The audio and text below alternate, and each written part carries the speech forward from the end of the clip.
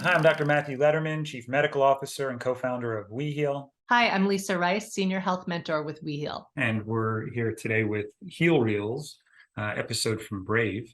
This is a fun little clip, and it's going to talk about or show the impact of a child wanting to be heard and the mom having her ideas for what's best for the child and not really hearing the child's needs and how that can lead to disconnection. So we're going to talk about what's going on so you can understand both people's needs as well as how you can transform that conflict into connection. Yeah, and I think it's a conflict that is quite common that we can all identify with at some point. Yeah, that's great. Sometimes it's fun just to use an animated movie to highlight conflicts that happen in real life anyway. So here we go. Let's start. Let's see what happens, and we'll pause as we go here. Feel free to let me know when to pause as well, Lisa. Okay. I've just about had enough of you, lass. You're the one that wants You me to... embarrassed them. Now we can start right there where she comes in and grabs a kid and throws them in there. And we've all had anybody who's had children, I'd say most likely has experienced a situation where they're rougher, firmer, or more aggressive or harsh with physically as well as verbally, but physically in this case with their children. What do you think happens just when we show up in that way? What do you think's going on? Any ideas? Well, I mean, I don't think there's an opportunity for anyone to hear. They're just like, it's just complete disconnection. Yeah, definitely disconnection. And what do you think is going on in the mom or a parent when they're like that? Well, this might be more from personal experience, but I think she's feeling like her daughter doesn't respect her, right? And the daughter is just wanting to be heard. Right. So and again, Lisa, I really appreciate when you're open to coaching and learning along the process. So that's one of the reasons we're here together. And when you feel like you're not respected, that's more of a thought, right? There's a need to be for respect. But what do you think the feeling is when you tell yourself you're not getting respected the way you'd like to be? What do you think the feeling is? A lot of people think I'm feeling disrespected. And I like to get to the feeling, not a thought about what the other person is doing. Not being heard for sure.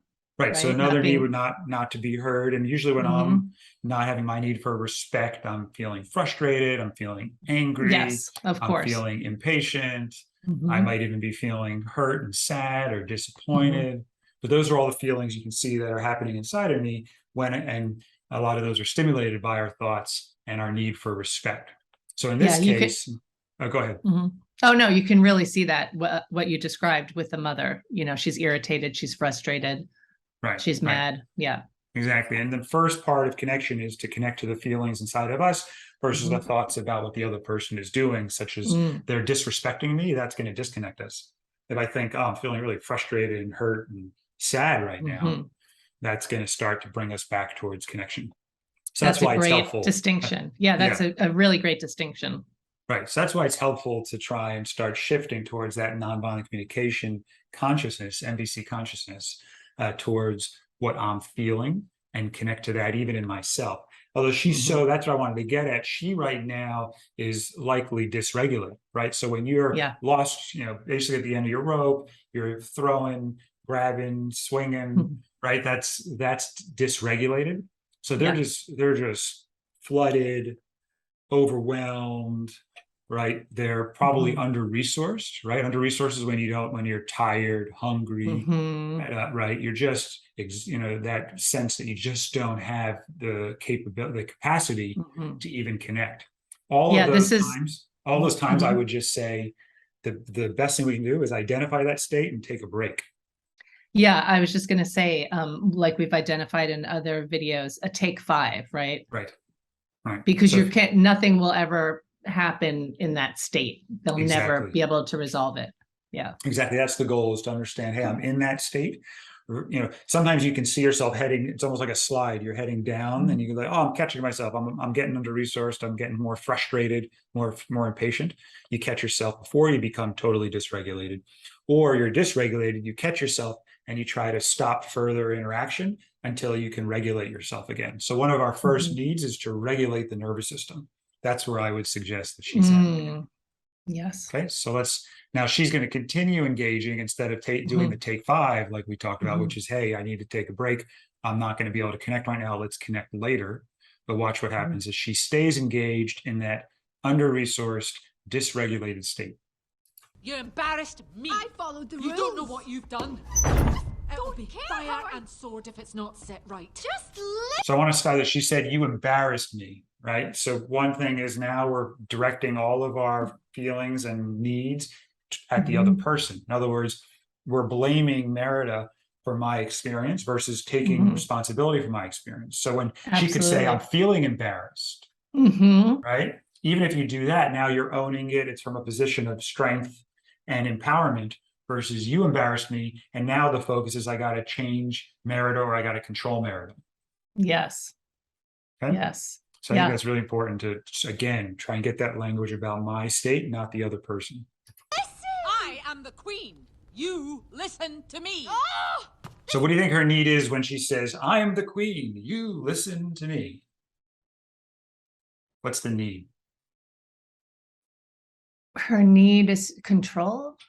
So control, I'm glad you're saying that. So control is a tragic strategy to try and meet needs. Yes. But control is not a need. Maybe predictability would be the need. Yes. Or Yes. I was leaning towards respect again. So I am the queen and dignity. So there's needs for respect and dignity.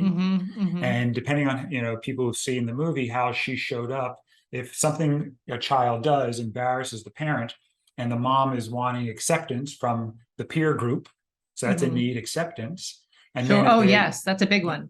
You see what I'm saying? So that's a big need, acceptance. And then if Merida is doing something that's potentially coming across to the mom, like, hey, I'm not a good mom. So that's a need for competence. Oh, So, hey, absolutely. I don't want this group to see me as a mom that is not competent. So those are some big needs. I'm feeling embarrassed because I have a need to be a competent parent or to be competent as a parent. And I really want acceptance from my peer group. Now, do you see how if you can connect to that, it makes a different experience? Oh, yeah. Well, as a parent who's had a toddler, out in public, right? And you get mad because they're acting out, right? And it's because it's that you want to appear competent. Yeah. Right. Definitely. So if your kid's having a fit on the ground and you're thinking to myself, all these people are thinking I don't know how to take care or control my child.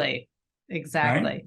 Right? Now, it's interesting in those situations, if a parent just said, wow, I'm so embarrassed, right? So you go vulnerable, which is one of the keys to connection. Instead of going harsh and external, blaming the other person, we go internal, vulnerable. Oh, I'm feeling so embarrassed. I feel embarrassed. I feel ashamed. Right? Yeah, there's so many things she could be. Yeah. Right. I have these thoughts that I'm not a good parent and I'm really wanting to be competent and I'm really needing acceptance from everybody here. And what you did, now she could even bring it up to Merida. Again, she has to be in a connected state, but she can say, hey, Merida, I'm hearing your needs are coming up. We didn't even get into those yet, but I just want to share why I'm so triggered right now because I'm feeling embarrassed and I'm having needs for acceptance and competence. And I'm worried that all those people think I'm a terrible parent. Right. So you can even say it in words that the kids will understand. And now all of a sudden the kids can have compassion potentially, or at least soften with that vulnerability. Well, yeah. And that's where she needs the take 5 for sure, because she needs time to reflect on and to identify those needs. And it's never going to happen when she's mad like that. Yeah, exactly.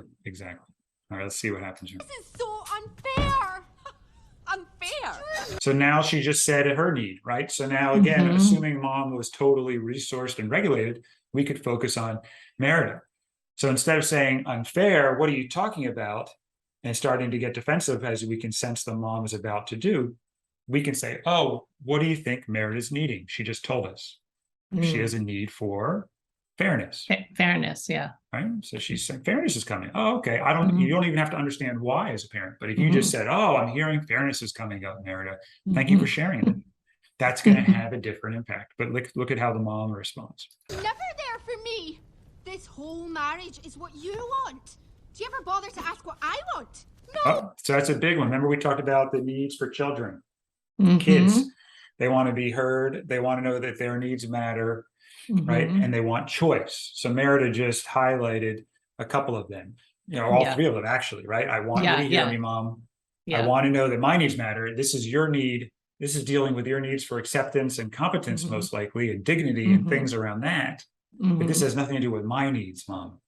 So I Well, and want to know that, choice. Yeah, but, she's and then being choice, forced. Yeah, right? yeah. Yeah. So exactly. And that's the other one, choice. So if she feels like she has a thought that, hey, my mom is going to force me. Mhm. What is Merida going to do? She either has to at that point, that's the submission rebellion paradigm.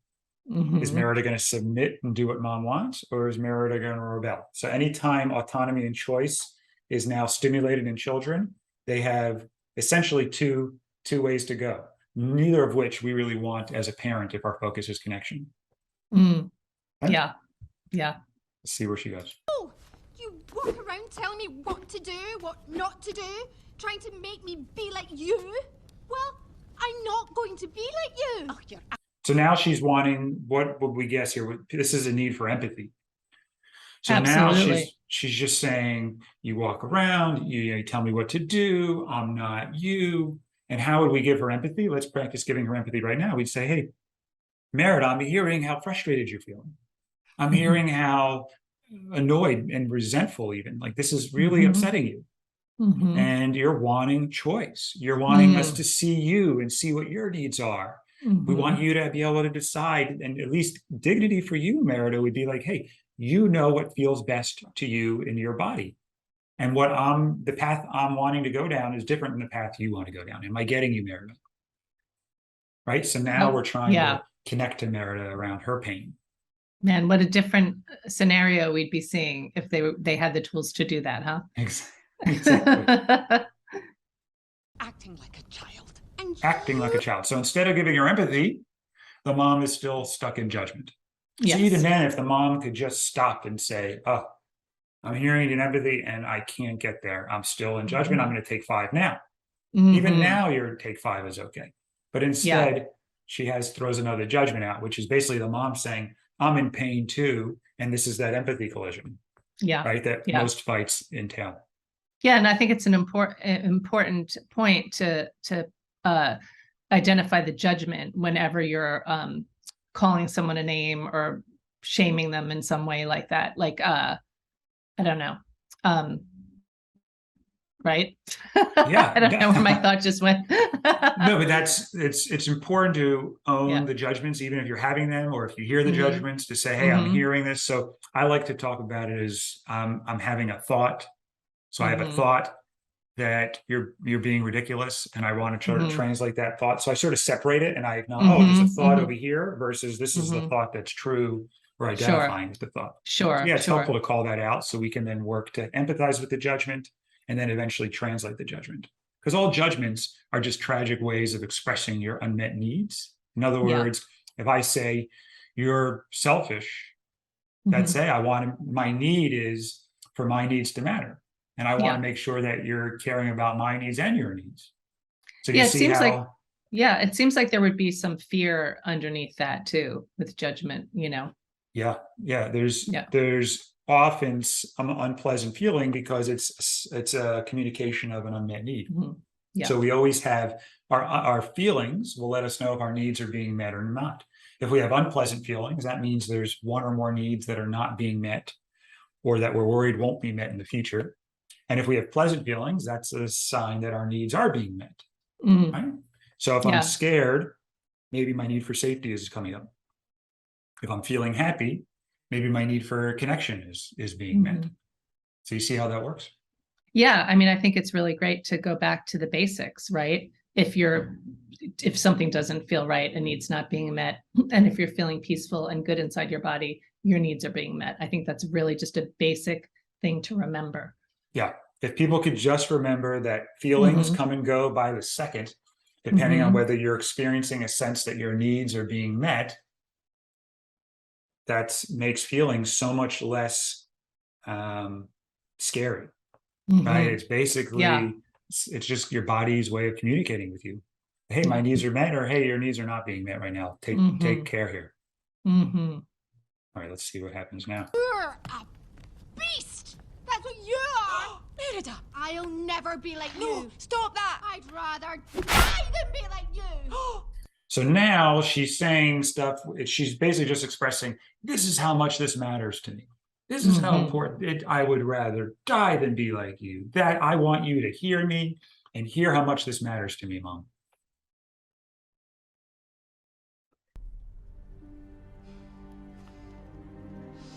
And now instead of hearing her, she now gets triggered even more and starts, look at the face. She could have gone into, oh boy, I just saw you express your anger and you destroyed this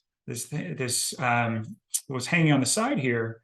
And I'm feeling so upset and so hurt and sad that that happened, right? If she could somehow connect to that experience, right? You're not going to get all the words in that moment, but instead she right? So she can even do take 5 there. I'm so angry when I saw you cut that I feel like I'm going to explode and I'm going to go take 5 right now. Yeah. But watch what she does. You are a princess. I expect you to act like one. So a little bit rough again, and then take something that's really important to Merit and throws it in the fire. So there were so many opportunities to take 5 here. So even if you forget to take 5, a lot of people will think, oh, it's too late. No. At any point, if you stay take 5, you're likely going to prevent everything that was downstream, all the damage that happens. Yeah. She's just she can't get past being mad at the moment, feeling mad. Just overcome with that anger and rage.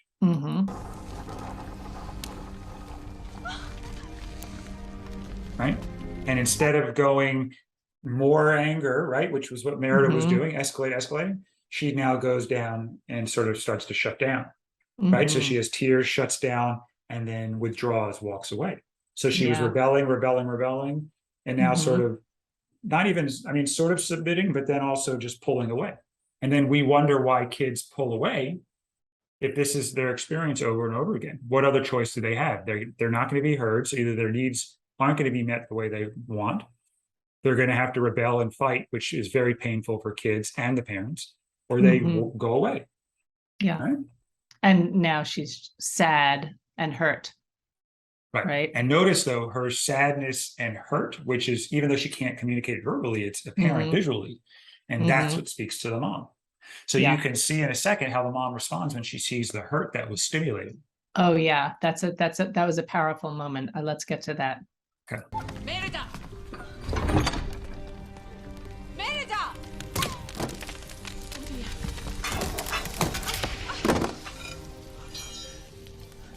Oh no. Oh my God.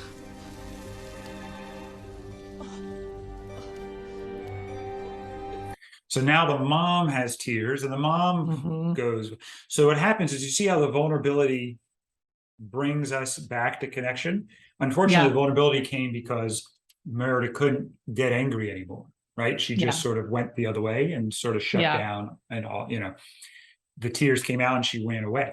But that was enough. But imagine if we could do that proactively.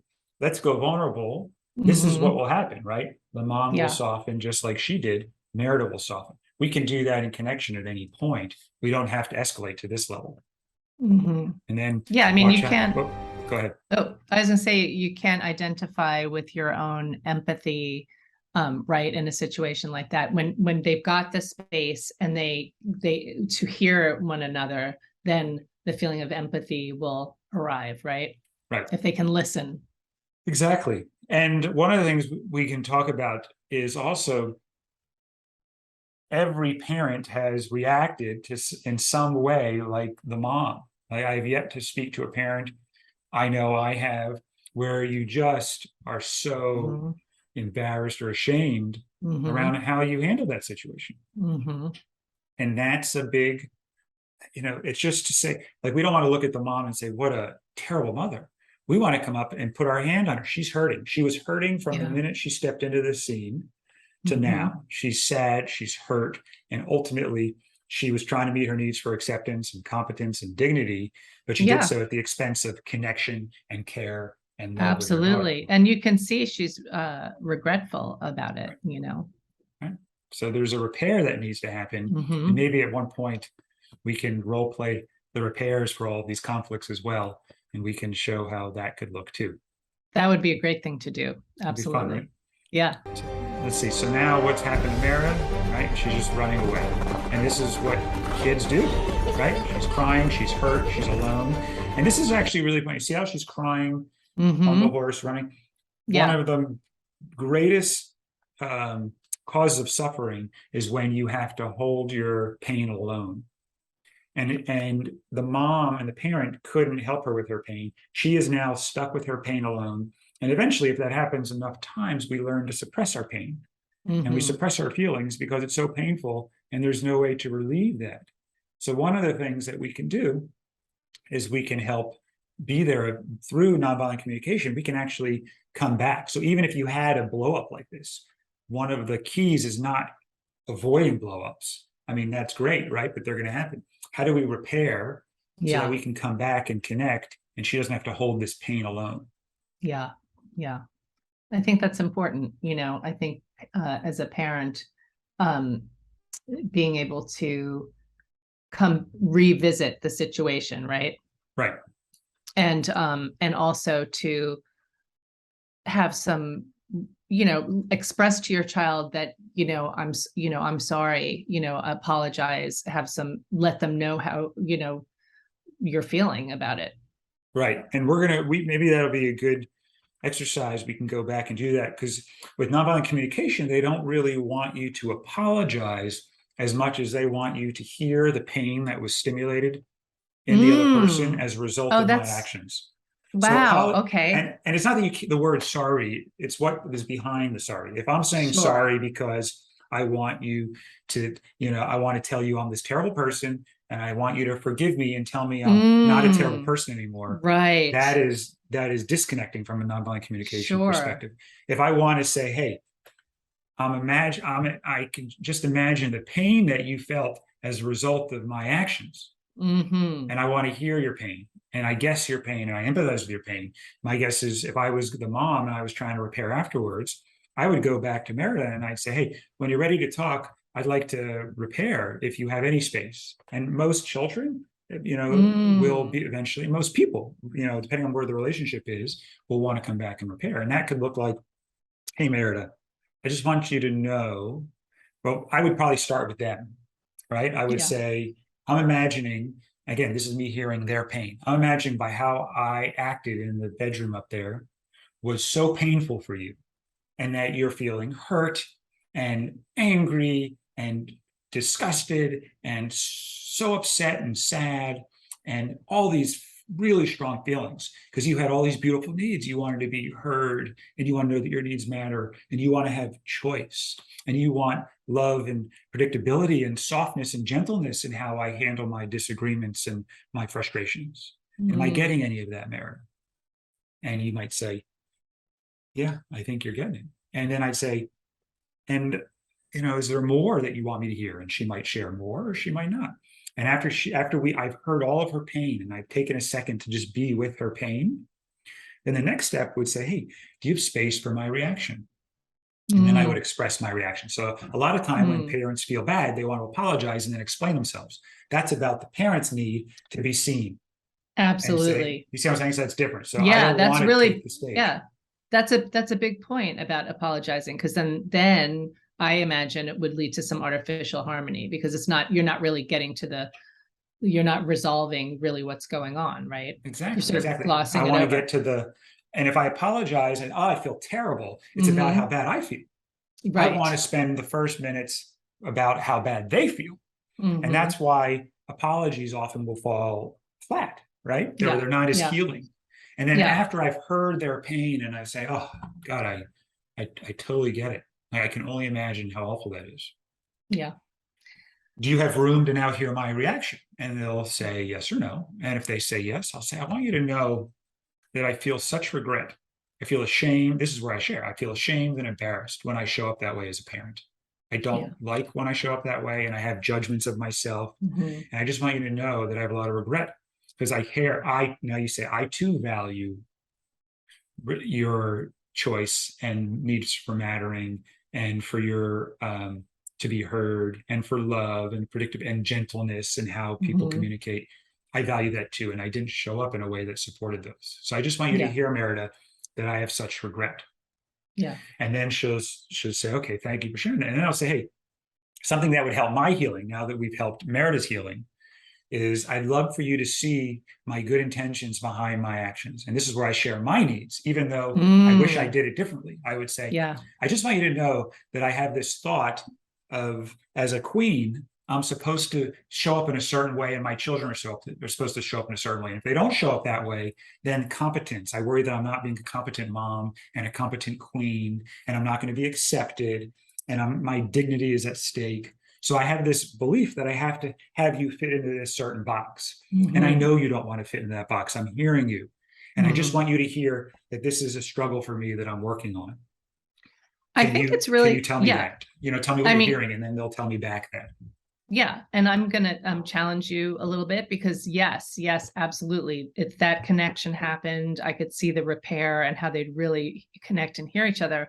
But for those of us who were raised in this sort of punitive, way, some people might see that as permissiveness. And I know we've talked about that in other videos. So just if you could touch on that quickly for any parents watching this, just so they know what it is that's happening.